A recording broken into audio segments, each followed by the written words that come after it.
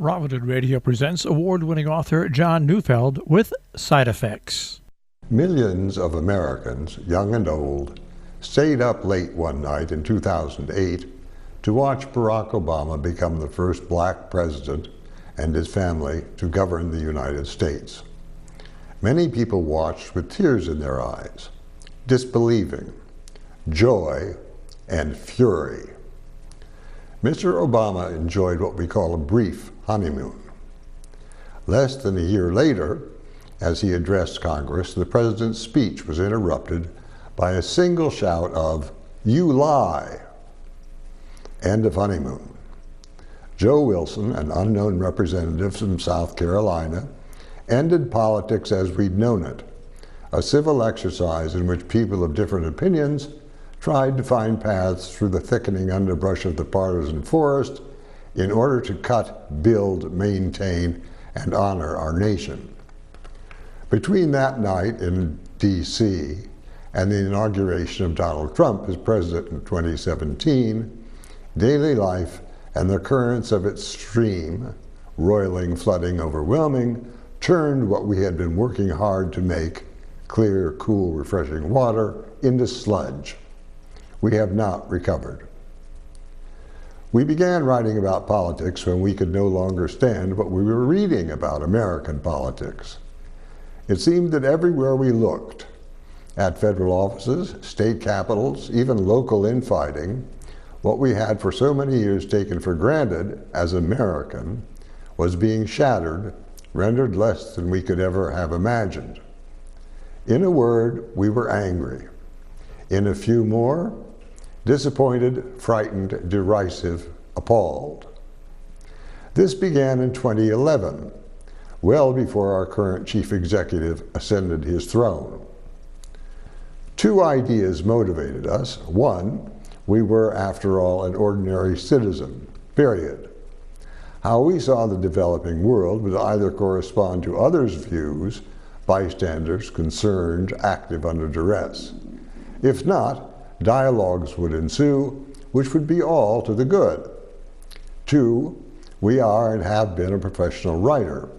While our experience largely was in fiction, we did have acquaintanceship with prose that was meant for newspapers and magazine readers. We couldn't write for loot or endorsement. That would require bookkeeping and probably something like PayPal.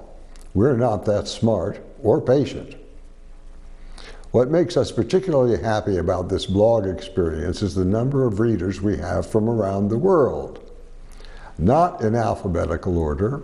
They hail from the United States, of course, and Canada, but also from Chile, Argentina, Brazil, China, Singapore, Ireland, France, Iraq, Afghanistan, Pakistan, the Netherlands, South Africa, Germany, Italy, Costa Rica. From India, Slovakia, Georgia, Switzerland, Lebanon, Indonesia, Nigeria, Morocco, Laos, Romania, the Czech Republic, Trinidad and Tobago. We have readers from South Korea, Ecuador, Tanzania, and the United Arab Republics, Ghana, Qatar, Vietnam, Egypt, the Philippines, Turkey, Russia, Uganda, Poland, Malaysia, Portugal, Jamaica. From Thailand, Liechtenstein, Bolivia, Peru, Ukraine, Cyprus, Hungary, Saudi Arabia, Kuwait, Australia, Austria, Ethiopia, and Australia. We like to think posts were forwarded to readers in other nations as well, and we're flattered to say we are syndicated and can be heard and read from Plano, Texas to San Francisco, from Houston to New York. Two things we found quickly.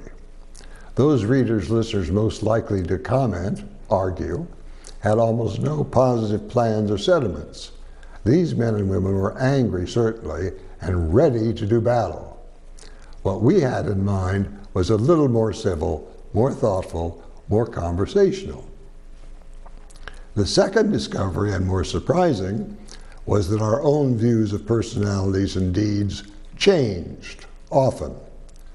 Trying to be fair but also not so subtly biased was not easy. In examining the other side, we found reason where we least expected it and sympathy for people we had thought beyond reclamation.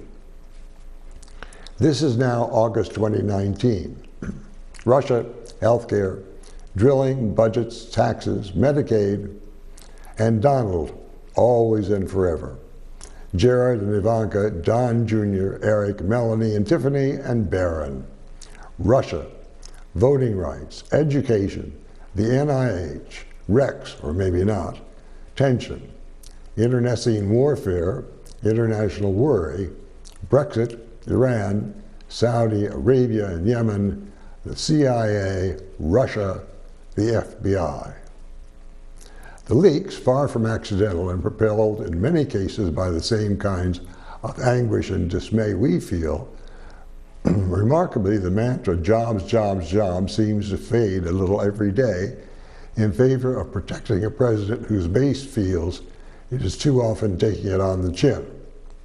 This surround the wagons defense, despite what common sense should tell the Republican base, continues 24/7, no matter how clearly it is explained that he has no bottom lines, no sympathy for his voters, no understanding of how life in this country is lived day to day, and less understanding of the history and democracy of this splendid nation, which is certainly part of the reason Side Effects exists. Side Effects tries to look fairly at events throughout the country. We're as comfortable in Michigan as we are in New York City, in Los Angeles as in Houston. Often, we'll jump the shark and land in London. Happily, we have experience in nearly every marketplace mentioned. We also have some bottom lines. We're desperately emotional about our country. A test pattern from the 50s television sets can reduce us to tears with the American flag billowing against the strains of our national anthem. We can't help it. We were once a Boy Scout. On the other hand, fake patriotism drives us berserk. We agree that this is the final refuge of the sleazy. Cards on the table, this is not a story for fans of Ted Cruz. What follows has not been rewritten or edited. This is what we wrote when we wrote it, period. One of the surprising results of putting this together is that it actually represents a category of political attitudes that might embarrass us had we recognized it earlier. It turns out that Side Effects is a mirror of what used to be called liberal republicanism. That, of course, hardly exists now. Worse, the realization that those personalities and actions about which we get exercised are the standards of typical current liberalism, which is to say that here are opinions and attitudes of basic, often misguided, middle-left political characters. You've been warned. We begin with a few most recent rants and then go back to the beginning of our efforts to 2011. You probably won't find Anthony Scaramucci here, but you may very well run once more into Winston Churchill or William Fulbright. I'm John Neufeld. All opinions on Side Effects are those of John Neufeld and do not represent necessarily the opinions of Robin Hood Radio, robinhoodradio.com, CATV6, or any of the employees, volunteers, or underwriters of Tri-State Public Communications.